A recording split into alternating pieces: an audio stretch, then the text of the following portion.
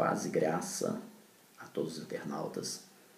A nossa proposta neste pequeno vídeo é um passeio na epístola, na carta de Paulo a Filemon. Trata-se de um livro no espaço neotestamentário, um livro com um capítulo só. E neste livro há uma narrativa muito curiosa. A nossa proposta é tomar essa narrativa e transformá-la num pequeno ensaio bíblico, um estudo bíblico dentro da graça, dentro da regeneração do homem, dentro da transformação, da conversão, da salvação do homem. O texto é curioso porque havia um homem chamado Filemon, que morava em Colossos, um homem de posses, um homem rico, ele possuía escravos, possuía os servos que trabalhavam para ele, dentre os quais possivelmente um jovem chamado Onésimo, cujo nome significa útil. Filemon tem no étimo também da palavra a ideia de bondoso. Pois bem, quando Onésimo, em certa ocasião, ele foge como escravo, ele foge da casa de Filemon, vai tentar a sorte na cidade grande, na cidade de Roma, e ele furta alguns valores de Filemon e vai para Roma. E nessas andanças, nessas peregrinações de Onésimo tem um contato com Paulo, através do qual ele ouve o evangelho, se converte. E Paulo já conhecia Filemon também, porque Filemon havia se convertido através das pregações de Paulo. Paulo já estava possivelmente com seus 60 anos nesse episódio bíblico, e Paulo possivelmente também numa prisão domiciliar.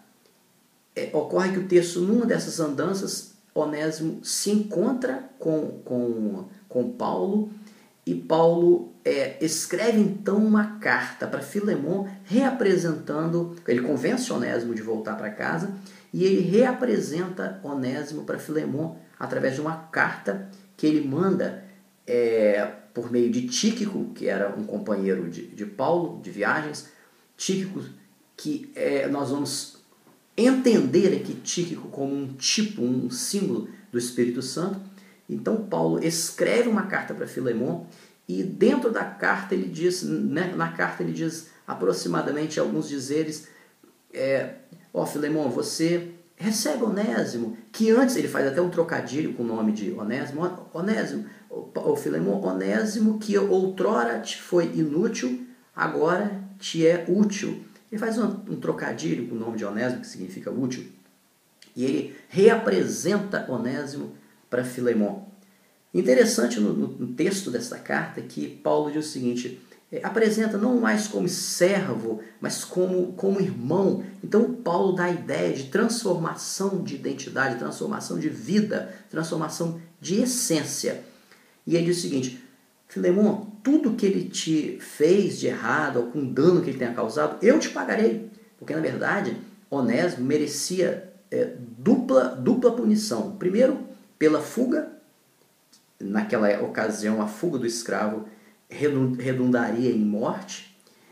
Não só a fuga, mas o furto também, porque ele foge levando valores de Filemon. Então, quando Onésimo tem esse encontro no cárcere com Paulo, cujo nome significa pequeno, Paulo então escreve essa carta e diz o seguinte: tudo, Filemon, que Onésimo te fez de dano, te causou, possivelmente o dano que tenha causado, eu te pagarei quando eu voltar. Eu estou levando de volta Onésimo para casa. Agora não mais sozinho, mas com Tíquico. Então, Onésimo volta para casa, mas essa carta que Paulo escreve para Filemon, ele diz o seguinte: eu te pagarei quando eu voltar. Ele estava prometendo voltar. Estava numa prisão domiciliar, mas ele faz essa promessa de voltar.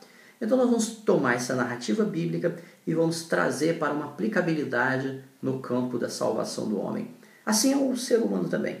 O ser humano, há uma ruptura, houve uma ruptura no Éden. Houve uma ruptura do homem com Deus e o homem sai levando valores divinos.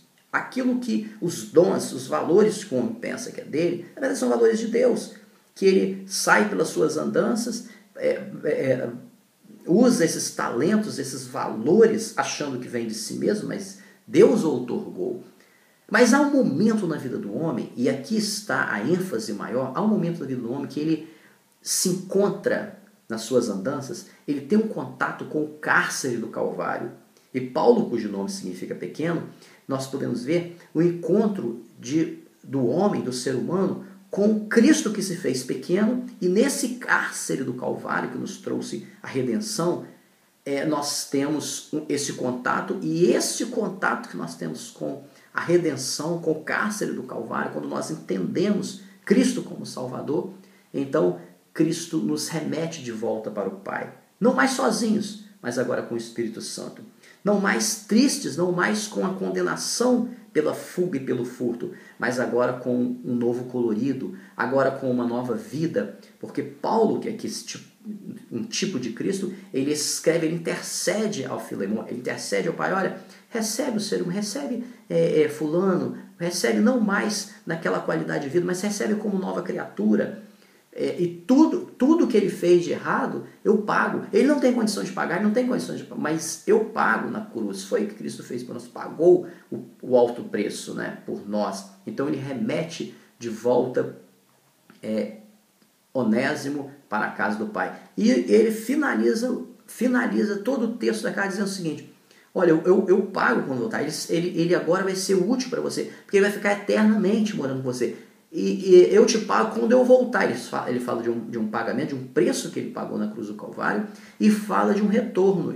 Quando eu retornar, está exatamente aqui delineando, trazendo esta ideia do retorno do Senhor Jesus. Esse texto bíblico no espaço neotestamentário, ele é muito sugestivo, porque ele traz nessa narrativa todo o contexto dentro da salvação, dentro da redenção, daquilo que nós podemos entender como transformação do ser humano de volta para a casa do Pai, num retorno ao espaço edênico, né, ao espaço do Éden. Aquilo que o homem perdeu, ele tem tudo isso de volta quando ele aceita, quando ele retorna à casa do Pai com o Espírito Santo, com todo esse pacote salvífico, cristológico, e que Deus possa abençoar o leitor amigo, o internauta, nesse pequeno ensaio, pequeno rabisco bíblico.